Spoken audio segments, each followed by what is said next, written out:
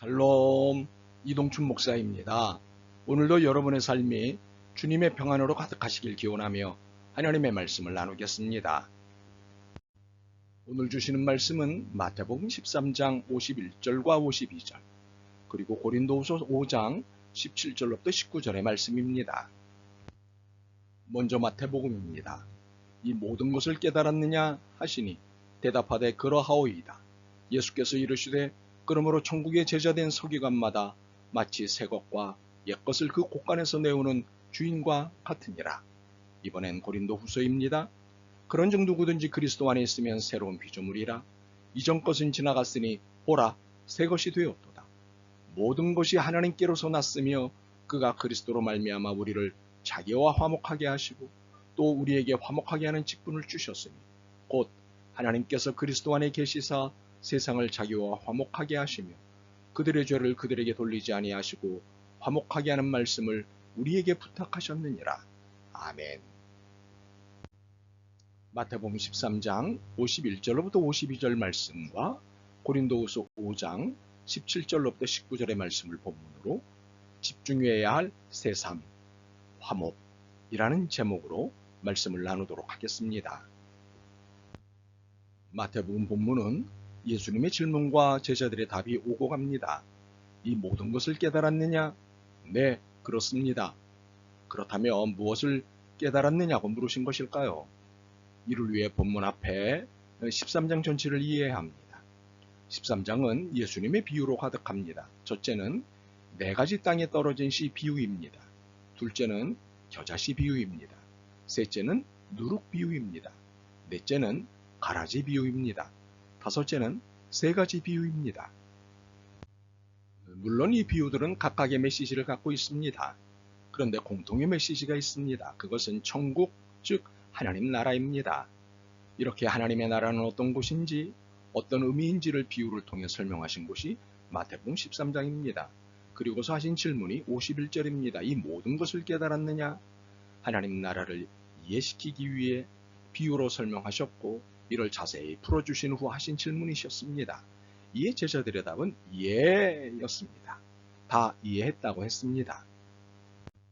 그런데 이 대답을 들으신 예수님이 이어서 하신 말씀이 또 비유였습니다. 52절입니다.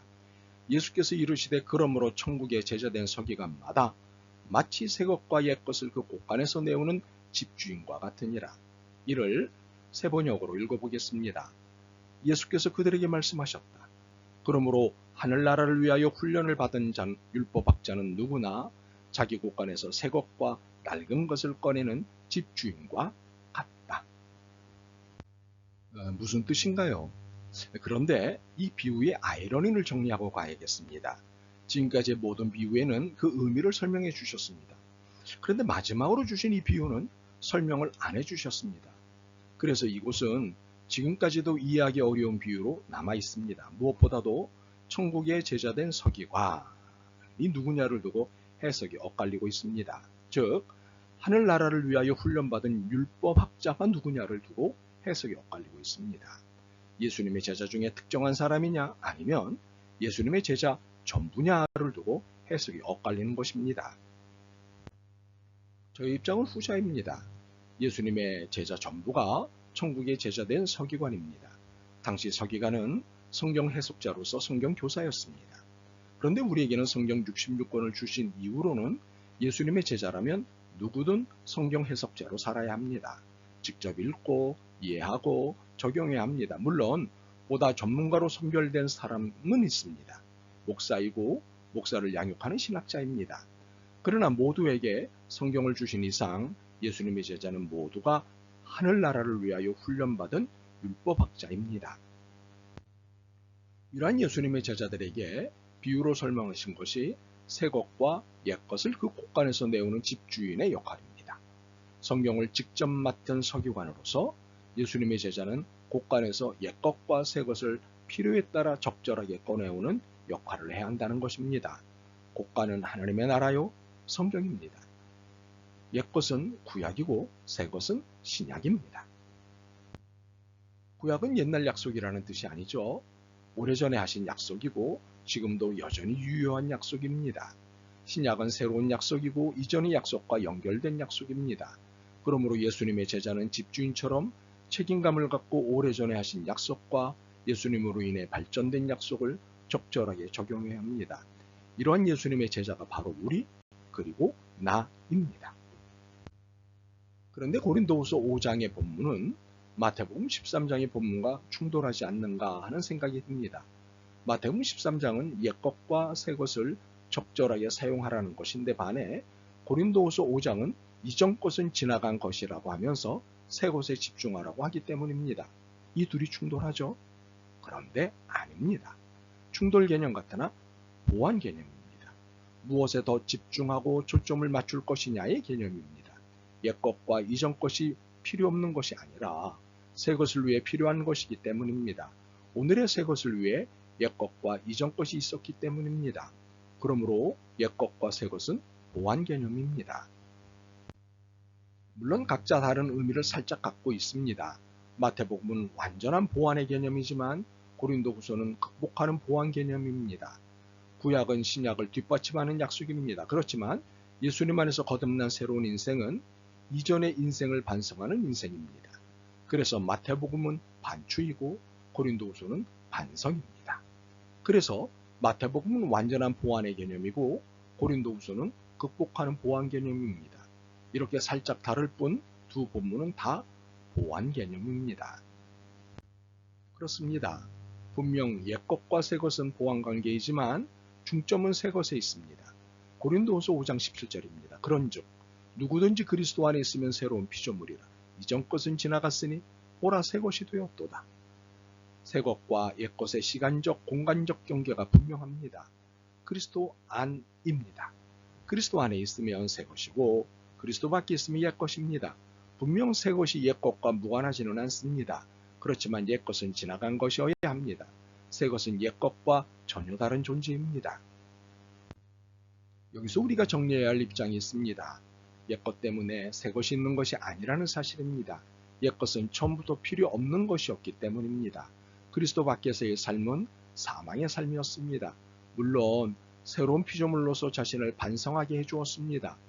그렇지만 이 관계는 무자르듯 정리해야 하는 관계지 상호 교류해야 할 관계는 아닙니다. 그래서 분명히 할 것이 있습니다. 그리스도 안에서 새로운 피조물인 우리는 이전의 삶인 그리스도 밖에서의 삶을 그리워해서는 안 됩니다. 이전 것은 지나갔으니 라는 말씀의 의미가 이것입니다. 옛것이 아닌 새것에 집중하라는 것입니다. 옛것에서 새것, 새 사람으로 넘어온 우리입니다. 그래서 새것에 집중하여 오늘을 살아가야 합니다. 그렇다면 집중해야 할 새것, 새 삶은 무엇일까요? 이전에는 하지 않거나 무시했던 것입니다. 화목입니다. 고린도후서 5장 18절과 19절입니다. 모든 것이 하나님께로서 났으며 그가 그리스도로 말미암아 우리를 자기와 화목하게 하시고 또 우리에게 화목하게 하는 직분을 주셨으니 곧 하나님께서 그리스도 안에 계시사 세상을 자기와 화목하게 하시며 그들의 죄를 그들에게 돌리지 아니하시고 화목하게 하는 말씀을 우리에게 부탁하셨느니라. 예전에는 누구와도 화목하려고 하지 않았던 우리입니다. 먼저는 하나님입니다. 그리고 다른 사람들입니다. 그리고 자연입니다. 이렇게 내가 관계하는 모든 것들과 화목하지 않았습니다. 모든 것이 불화였습니다. 그러나 이제는 그래서는 안 됩니다. 새로운 피조물인 우리는 화목의 사람이 되어야 합니다. 화목하게 하는 일에 집중해야 합니다. 이유는 분명합니다. 새로운 피조물의 인생이 시작되면서 화목의 직분을 받았기 때문입니다. 새로운 피조물이 된 이상 꼼짝 못할 일입니다. 그러나 이 직분은 그 어떤 직분보다 복되고 가치 있는 직분입니다. 깨진 관계들을 회복시키는 일이기 때문입니다. 미움과 싸움을 말리고 사이좋게 지내도록 하는 일이기 때문입니다. 참으로 평화를 만드는 이 일은 가장 복되고 가치 있는 일입니다. 이 일을 주님께서 우리에게 맡기셨습니다. 매일같이 말입니다. 우리가 결심할 일은 화목의 직분 맡음과 화목의 말씀을 맡음에 대해서입니다. 이것은 미움과 싸움으로 치달리고 있는 세상을 멈추게 하고 사이좋게 지내는 세상을 만드는 일에 집중하는 일입니다. 바라기는 미움과 싸움이 아닌 화목과 평화로 호흡하는 우리가 되었으면 좋겠습니다. 그래서 세상이 조금이라도 아름다워졌으면 좋겠습니다. 아멘. 주님, 세상이 미움과 싸움으로 가득합니다. 불쌍히 여기시옵소서. 새 마음, 새 육체로 하나님의 뜻과 섭리를 이루는 삶을 살게 하옵소서. 화목의 도구로 써주옵소서. 예수 그리스도의 이름으로 기도드립니다. 아멘.